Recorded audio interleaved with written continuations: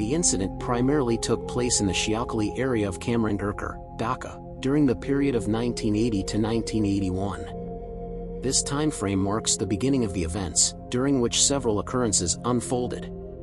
Notably, within this context, another character will be introduced alongside the main character, based on the events that transpired. Let's delve into the incident itself. The person from whom Faizana Rahman heard about this story is named Abdul Hakim Sheikh, who resides in the Madrasa Para area of Kamrangirchar. The individual involved in the incident is Fazlul Mia, who also lived in the same Madrasa Para locality. At that time, Kamrangirchar could be described as a rural village, with a sparse population and fewer houses. The old Buriganga River, along with various small canals and water bodies, was prevalent in the area, which was suitable for agriculture. During that period, Kamrangirchar was known for its rice cultivation, and even some of the current residents continue to engage in farming and fishing. Many are familiar with the canals and wetlands, although much has been lost over time due to changes over the years. The core of the incident began with Fazlul Mia, who had a passion for fishing at that time. He often went fishing in the Shialkhali wetlands, as fishing was a significant hobby for him, and at the same time, it was his source of livelihood. The fish he caught were sold in the local market, known as Mad Arbor Bazaar, which was the only market in the entire Kamrangirchar region at that time. One night, he went fishing in the Shialkhali wetlands. He typically fished at night and did not feel particularly uneasy during those times.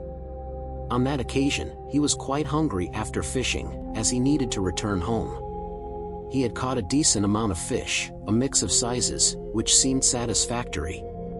When he was fishing, he faced no issues at all. Although minor problems can occur while fishing that seem eerie, he had never encountered such an event during his long fishing journey.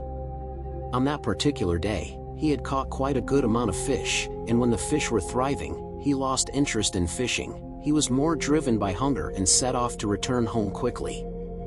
He was using a small bamboo basket to carry fish and thought to himself that since he had caught a few small fish, he would keep those for his family while selling the larger ones in the market. He wasn't overly greedy, he expressed gratitude to Allah and was happily heading homeward. Around him, there was a profound silence, a serene atmosphere. While walking, Fazlul Mia crossed the boundary of the Shialkhali marsh and into the embankment area.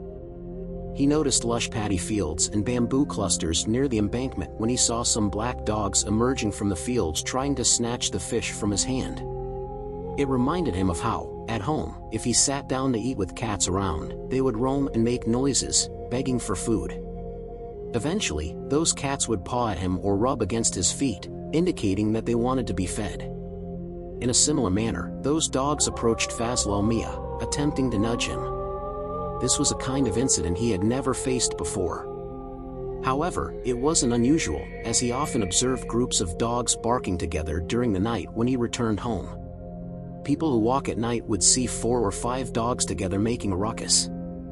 Therefore, when he returned at night, such scenes were quite common for him.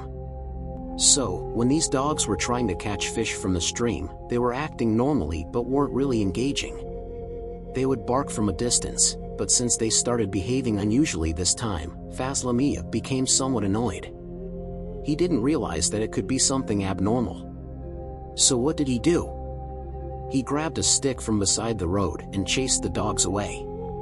After chasing them, the dogs retreated, and he thought they had left. He then dropped the stick by the road and resumed walking. However, before long, the dogs returned. But the dogs weren't trying to attack Fazlul Mia. Instead, they were focused on the stream and attempting to snatch the fish from him. The dogs were bothering him so much that Fazlul Mia became furious, thinking, after working so hard to catch the fish, these miscreants have started this ruckus. Thinking this, he kicked one dog that was closest to him with his foot. The dog yelped and was sent tumbling to the roadside, essentially rolling over with its face and neck twisted from the kick. Fazlul Mia must have kicked with all his might, as the dog emitted a yelp. When a dog is struck heavily, it often makes such a noise, and this one fell into the muddy ground. Seeing the dog fall, the other dogs ran and scattered into the bushes. However, that dog got up and headed toward the bushes again. After that, complete silence fell. There was no sign of any dog, and the rustling that usually occurs when the dogs scatter into the bushes was absent. He thinks that those dogs seem to have run away, one because it was injured, while the others were scared and left. The one that had fallen behind has mixed back with its pack. He starts to head back home when suddenly, amidst the storm, he hears what seems like a child's cry and wailing, along with another sound resembling a woman moaning. At that moment, he realizes that the dogs he thought were normal were not ordinary dogs at all, and something bad was about to happen to him. However, Fazlul Mia was a brave man. Since he was used to the night, he decided to ignore his fears and continue walking. Still, a sense of dread was creeping into his mind. As Fazlul Mia walked, surrounded by trees, he suddenly felt as if something was leaping over the branches. He couldn't quite discern what was bouncing through the darkness, but he knew something was definitely moving. As this movement occurred, there seemed to be a gust of wind sweeping through the trees, but it was oddly calm otherwise. When the wind rustled the trees, they swayed, and something from the treetops seemed to fall onto another tree. The sound of this disturbance was unmistakable. Fazlul Mia, while walking in fear, began to notice something else, a hot breath brushing against his neck from behind. He could clearly sense that someone or something was there, exhaling warmly on him. Fazlul Mia turned around, but saw nothing when he looked back. He understands that a terrible event is undoubtedly about to happen because he hit a dog a little while ago. He doesn't really know much about prayers or blessings, which is quite a problem, and he hasn't learned much Arabic either. Now he wonders how much he can recite from the prayers he has learned, but he doesn't really have much knowledge. From what he knows, he is only trying to recite the name of Allah and whatever little he remembers of the creeds. So he is trying to recite that while walking home, which will take some time. Despite his situation, he is making progress, but a tremendous fear is gripping his mind. On one side, he feels hot breaths on his back periodically, and on the other side, he thinks he sees something in the trees jumping along with him. It feels like some large monkey is threatening him as the branches shake, and the wind is blowing too. He is walking for a while, but he has no real sense of time. It seems he isn't even aware that the night is not ending and that this danger isn't subsiding. To him, that night feels incredibly long. After that, he came out of that place by the canal and arrived at a large road. His fear diminished somewhat because there were some houses around. At one point, the call for the far prayer reached his ears from a distance. However, after coming to the road, he no longer felt that hot breath or any of the sudden gusts of wind, as there were hardly any trees or foliage nearby, and he didn't notice that there were any there. Actually, shortly after that, the call for far prayer came. Then everything was quiet again, a dead silence surrounded him. The fish that Fazlul Mia had with him were unharmed. He had properly taken the fish home and sold them in the local market that morning. Suddenly, along the banks of Shialkhali Bill, several accounts of experiences regarding trees started spreading among the local people, indicating that Fazlul Mia wasn't the only one facing such problems. Many others had faced similar issues. Various people shared stories, especially those who went fishing at night, that they encountered this type of problem. The matter is that before dawn at Shialkhali Bill, a lot of fish were available, and many went there driven by this temptation. However, some terrifying incidents occurred on their way back with the fish since Shialkhali was connected to the old Biraganga River, making it natural for the fish to be present and for fishermen to come during that time. The events, however, began from that night after Fazlul Mia had previously faced such problems. He had ignored this issue and returned to Shialkhali Bill again the following night to catch fish. He managed to catch quite a few fish, and on his way home, it's worth mentioning that there was a canal on his left side while returning from Shialkhali Bill. If the light of the full moon is present, then even the darkness of the canal can be seen to be somewhat illuminated. This means that the side which remains in deep darkness can appear less so, while in some places, it is not as dark due to various reasons. In some spots, the darkness seems to engulf the area, but with the moonlight, those spots can be seen as somewhat illuminated. Fazlul Mia was walking alongside the canal towards his home when suddenly he heard an unusual sound. It felt as if someone was walking by the canal at night, making a noise similar to that made when someone strolls along. However, this sound was somewhat strange. He couldn't precisely describe it, but it certainly wasn't the typical sound made while walking. He wondered what it could be. Who would be walking along the canal? Often, it is seen that a vendor carries heavy items on their shoulders. Sometimes these vendors have a bamboo stick they carry, with large baskets attached at both ends, swinging as they move. When walking in that manner, vendors tend to walk a bit faster, and the sound of the items rattling creates a catch sound. Fazlul Mia thought this was the kind of sound he was hearing, wondering if it could be a vendor, and that sound seemed to be getting closer to him. He turned to look behind him but didn't see anything at first. After looking again, he saw an elderly woman approaching, and she was walking quite briskly. He thought the sound he heard was because she was walking, as she had a stick in her hand. When the stick struck the ground, it made a sound similar to that. Anyway, as the woman walked closer, Fazlul Mia was hit by a very awful smell, a rancid odor. Regardless of the smell, he was trying to determine whether he recognized the elderly woman, as he knew many people around him, and many knew him. He realized he didn't seem to recognize her, and with a bit of drowsiness in his head, he could not remember having seen her before. In the moonlight, he could discern somewhat, so he tried to approach the old woman a bit closer, and he asked, "Who are you, mother? Where are you walking at this hour through this canal? Where are you headed? Please tell me. I will try to assist you." Initially, the elderly woman did not reply and took a few steps forward, suddenly bursting into an odd laugh, like a strange giggle, and said, "You called me mother, that's why I did not say anything until now. But remember, I was coming just to see you. However, you will see me again." Upon hearing this, Fazlul Mia didn't understand the context of her words at all. After saying that, the elderly woman continued down the sloped path leading to the canal towards the paddy fields. Fazlul Mia was left stunned, pondering what had just happened and why she had abruptly spoken to him that way. He could not comprehend why she seemed upset with him. After hearing this, it seemed to him that he should talk to that courteous woman and ask her why she harbored such anger towards him. Considering this, he felt that he had entered a kind of trance or strange thought process. He started to follow the elderly woman closely. The elderly woman suddenly looked back while moving into the field, but her face did not look very appealing in the darkness. As much as he tried to understand, this was how a normal elderly woman's face would appear. Then he felt drowsy. In his sleep, Fazlul Mia had caught a glimpse of her, but now, when he looked at her face again, it seemed as if his soul would escape his body. Initially, he thought she resembled an elderly woman, but now he saw that even in the darkness, her face was distinctly visible. There was no flesh on her face, just a complete skeleton, and there were no eyes in their sockets.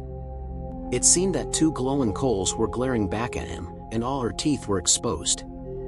In an eerie grin, the skeletal face said, "You followed me, that's good. You will understand the consequences of what you did with that dog when you took the fish that night. I could harm you greatly right now if I wanted to, but since you've called me mother, I won't do anything, at least not for now." After saying this, a strange commotion arose in the environment. It resembled a small whirlwind that we sometimes see in fields, often called a bankarali. Suddenly, a storm of that kind arose, and the woman disappeared from that spot. Seeing this, Fazlul Mia didn't stand there even for a moment. He ran back towards his home. He returned home and there were no further issues, as he was very close to home, so it didn't take long for him to get back.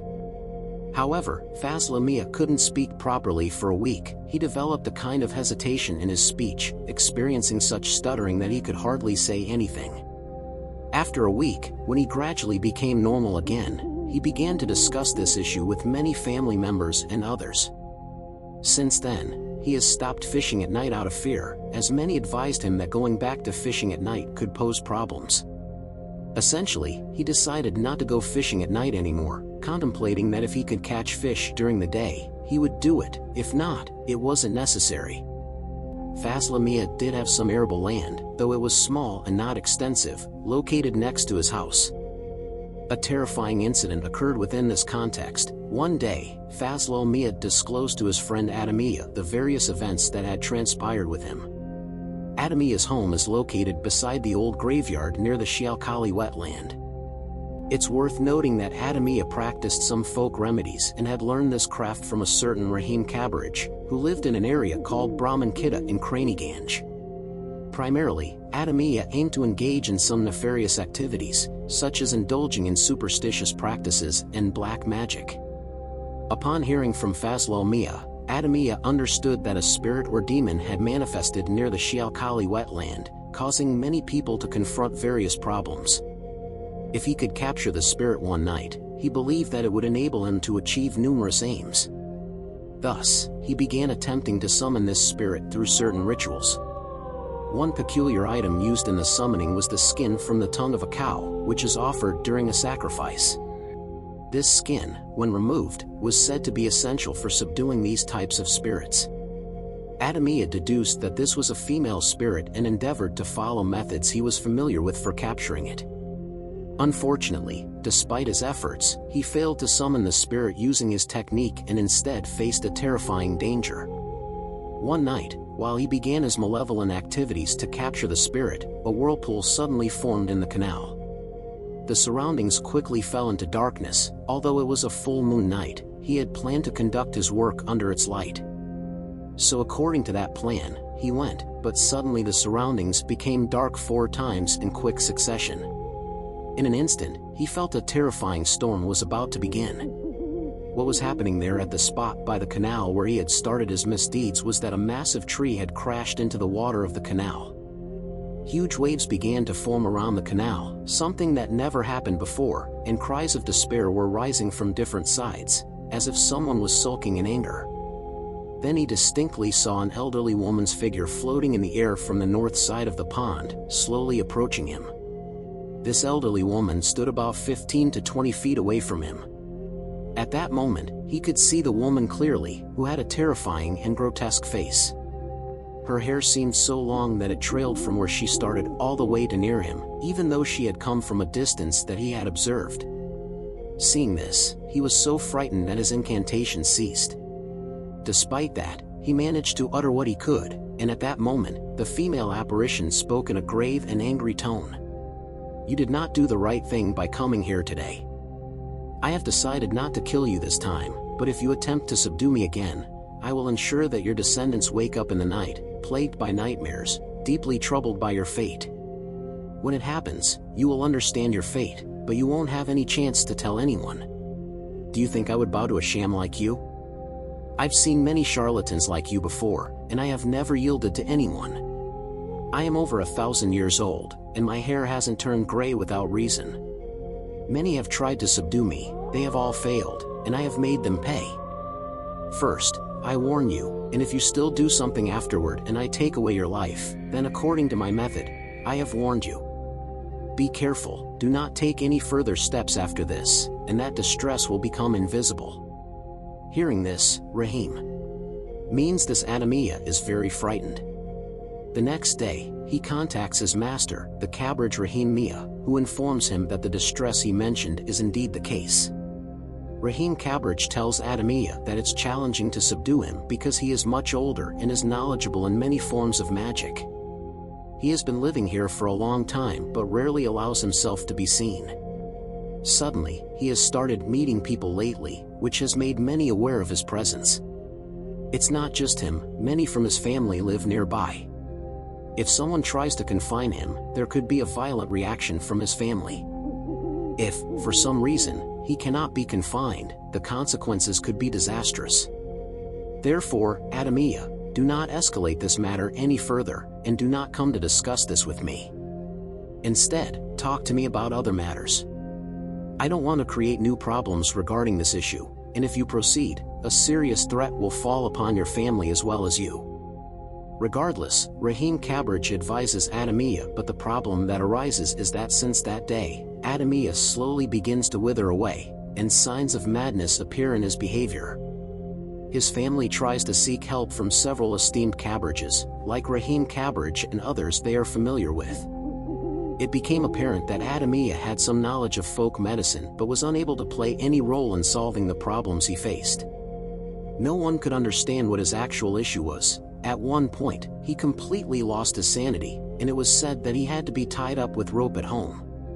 This was the fate that awaited Adamia. At the beginning of the incident, it was mentioned that a character would appear in the middle, so let's return to Fazlul Mia.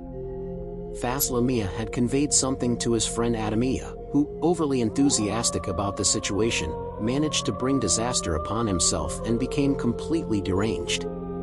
Anyway, following the incident that had occurred, Fazlul Mia had stopped fishing, but there was still resentment among the others since he had abandoned fishing and shifted his focus to farming.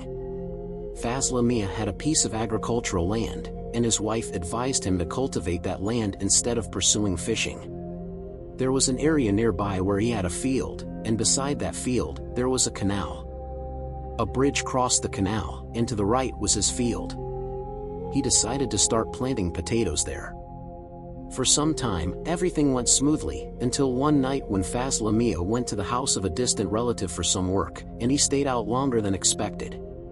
It was late by the time he returned to Kamrangirchar, and although there was electricity, it was often intermittent, with frequent load shedding, so there wasn't much light, and fewer people were around. He couldn't quite recall how late it actually was, but it was indeed very late. To reach Fazlul Mia's house, one must take the road beside that light field. As he was walking along, he suddenly glanced towards the field, wondering what was there. Typically, if someone passes by that way, they would notice the adjacent land. Thus, Fazlul Mia's attention was drawn in that direction.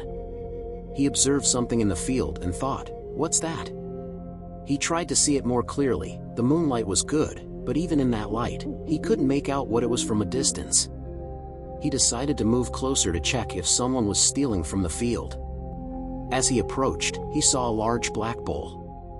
Fazlul Mia thought to himself that it probably escaped from someone's cattle shed, but he wondered how such a big bull had made its way here. He realized that there are many fields nearby, so a bull could easily wander into his field while grazing. He was concerned about what to do since he had gone to scare the bull away. Initially, he made a hushing noise to drive it off, and the bull moved a little but then shifted to another spot. Fazlul Mia suddenly thought, "What if this bull comes back into the field? It will ruin all my potatoes." He realized he couldn't get the bull out of that area. The meaning here is that if someone's cow damages another person's field, it's harmful for the other party. What happened was that this individual, Fazlul Mia, noticed that the other person's field was enclosed. He approached the fence where there was a bamboo pole placed intermittently. He took one of the bamboo poles and began to advance toward the group of cows. As he approached, the cow turned its back to him, so he struck it hard from behind. After he hit the cow, it turned to look at Fazlul Mia, and he saw that its eyes were bright red, something that hadn't been evident before when he had been working in his own field. Initially, he had thought the situation was normal, the cow's eyes hadn't looked like that. However, now the cow was making a horrifying noise as it breathed heavily. This frightened Fazlul Mia, as he realized he had made a grave mistake. This was no ordinary cow. He should have understood not to strike it again. Fazlul Mia dropped the bamboo stick right there and started running. He ran onto the road and saw, when looking back, that the cow had remained in the field. While running, he suddenly turned to see that the cow was following him closely. This sight caused him to feel an intense fear, making him panic about what to do next. When Fazlul Mia stopped to look behind him, he saw that the cow had also come to a halt. Whenever he walked, the cow walked too, and Fazlul Mia realized that something really bad was about to happen. He thought about how to escape this situation. As he continued to walk, he reached the bridge over the canal, but the cow still did not leave his side. Fazlul Mia felt that this cow was simply looking for an opportunity to cause some kind of damage, but he couldn't figure out why it hadn't acted on that instinct yet. Fazlul Mia looked back again as he crossed the bridge over the canal. He noticed that the cow was still standing on the other side of the bridge, and he realized that maybe the cow wouldn't come this way. He felt scared but quickly made his way home. Occasionally, he glanced back but no longer saw the cow. Perhaps it had remained on the side of the canal where the bridge was. Once he reached home, he recounted all that had happened to his wife, explaining how things unfolded. Shortly after, he fell asleep. In his dream, he saw a gigantic elderly woman with an appearance marred by festering wounds, with flesh seemingly falling apart. In an extremely angry voice, the old woman said to Fazlul Mia, "Look, Fazlu, I was leaving in peace. Why did you come to hurt me? Why did you try to drive me away? Your fate will be very bad." After saying this, the colossal elderly woman vanished from the dream, and Fazlul Mia woke up screaming. His wife, who had been sleeping, woke up from the noise. She asked him what was wrong, and Fazlul Mia shared the details of his dream. She reassured him that he must have had the dream out of fear, suggesting that it was nothing, and urged him to go back to sleep. However, Fazlul Mia couldn't sleep again until early morning. That morning, he found out that there was a well-known madrasa in Kamrangirchar, although he couldn't recall the name exactly. Perhaps it was Faizana Rahman. Fazlul Mia sought the help of a cleric from the madrasa, who performed a healing ritual for him. Additionally, Fazlul Mia went to his field, where he worked, and closed it off so he wouldn't encounter any problems, whether during the day or night, when he worked there again. The cleric also prayed to Allah for a solution to his problems. By the grace of Allah, many issues were resolved. Now, let's move on to the next part of Fazlul Mia's story. After this incident, several years went by, and it was nearly a year or two before the flood of 1988. We had been discussing the events of 1980 to 81, and now we were talking about the flood that preceded 1988. Fazlul Mia had given his potato field on sharecropping, and the person he rented it to was named Jabd Ali. Jabd Ali was a sharecropper who cultivated rice, potatoes, vegetables, etc., for a fee. It's worth mentioning that during this time, Fazlul Mia had made quite a bit of money and had acquired lands. However, he stopped fishing at night and had fully become a farmer. Fazlul Mia managed to acquire more land in different places, which meant he needed workers to take care of his fields or for cultivation. He had hired workers for this purpose, and Jabd Ali worked for him in exchange for money. Jabd Ali was instructed by Fazlul Mia to cultivate the potato field and see if he could manage it. Jabd Ali had previously inspected the land and even marked the boundaries by setting up embankments. The problem arose when he went to cultivate the field and noticed a mound of earth nearby. He began to break the mound with his spade, especially on the day he had gone to create the embankments.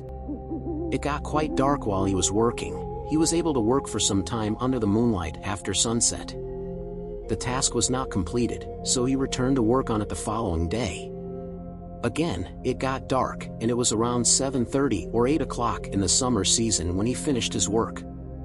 After completing his tasks, Jabd Ali started to head home since his house was right next to Fazlul Mia's. Earlier, we mentioned that this area, which is lighted by the fields, has a bridge over the canal. To get to the plot of land on the right side of the bridge, you have to cross the bridge and follow the path along the canal. Jabd Ali was walking home, and the incident occurred at this canal when a gust of wind suddenly hit him. As the wind touched him, Jabd Ali felt a tightening in his chest. While walking, Jabd Ali suddenly sensed that someone was walking behind him. He turned around to look but didn't see anyone. It seemed to be a figment of his imagination, so he continued walking forward. Then, he felt a warm breath on his neck, as if someone was very close to him. Startled, Jabd Ali turned around again, but once more he saw no one. However, as soon as he turned back to face forward, he noticed a pair of glowing eyes slowly emerging from the thicket of bushes beside the road in the dim light. Jabd Ali could make out that those eyes were approaching him. The moment he saw this, he tried to quickly turn around and run away, but it felt like no matter how fast he ran, the path never ended. Although he was familiar with this route, everything appeared dark and unknown. He occasionally glanced back to see the eyes drawing near, and despite the fear, he didn't stop running. After some time, he sensed that perhaps nothing was really behind him, realizing that it could either be something terrifying or just a regular encounter, like a dog following. Even if something were behind him, it would typically bark, but there was no sound of barking at all. He realized that it wasn't anything normal. After running for quite some time, he looked back to see if those things were still there, and what he saw was terrifying. It was a monstrous creature with long arms and legs, crawling forward. The creature seemed to be advancing on all fours, with its face barely visible in the dim light of the moon. Its face appeared bloodied and extremely frightening, with eyes scattered across different areas of its visage. These were the very eyes that he had seen as it approached Javed Ali. Javed Ali was filled with fear at the sight. He was a brave man, but until that moment, he had thought it was just a normal ghost. However, upon seeing that horrifying figure behind him, he could no longer hold his courage. He let out a loud scream and managed to run a short distance before stumbling to the ground. Nearby was a house, and upon hearing his scream, the residents rushed out. It wasn't late, it was around 7:30, 8, or maybe 8:30 at most. When they came out, they found a man lying on the ground. Upon getting closer, they recognized it was Javed Ali, whom they knew very well. They picked him up and took him to their home. Javed Ali, still in shock, struggled to communicate. He was disoriented and extremely frightened. So, gradually becoming normal, Javed Ali was dropped off at home. He then told his family what he had seen and what had happened. Afterward, he developed a fever and became unwell, but slowly he recovered. He explained everything to Fazlul Mia, mentioning that he had seen strange things on his way. Fazlul Mia thought that he hadn't heard of such issues in that area for a long time, and since this kind of problem had started, he decided to revisit the religious scholar he had previously consulted. Upon visiting the scholar, he disclosed everything.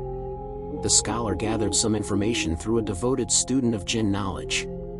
After hearing from him, the scholar informed Fazlul Mia that the area of his field where he had closed off was near a settlement of Jinn.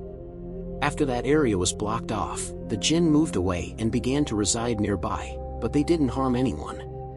The issue arose because of Javed Ali's digging in the field, which disturbed them, leading the Jinn to frighten him.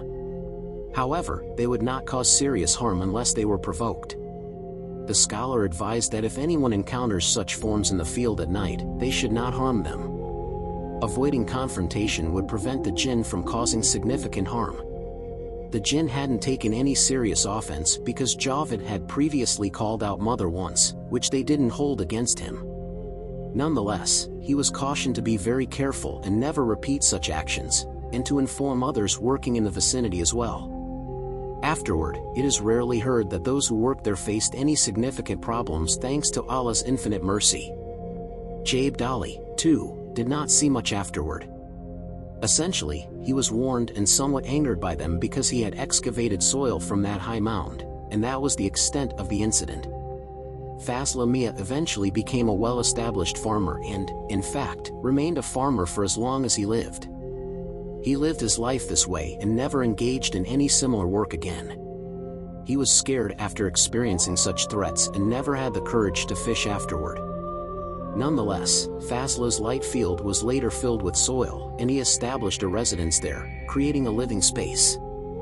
After he set up his home, there were no reports of any issues. This was the incident. A huge thank you to Faizana Rahman for sharing such a terrifying event with us. I hope this story has managed to evoke some shivers of fear in you, inshallah.